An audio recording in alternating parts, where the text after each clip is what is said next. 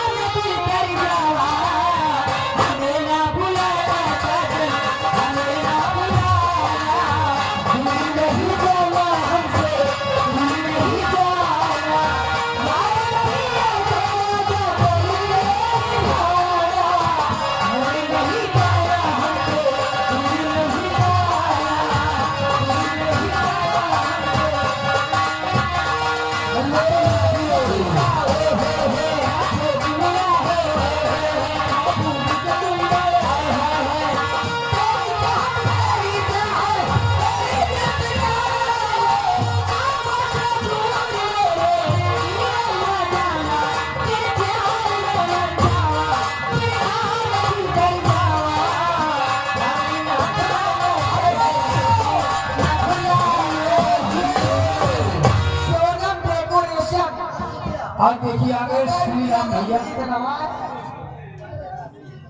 श्रीकांत झगरासी इनकी तरफ से 10 रुपया इनाम आ रहा।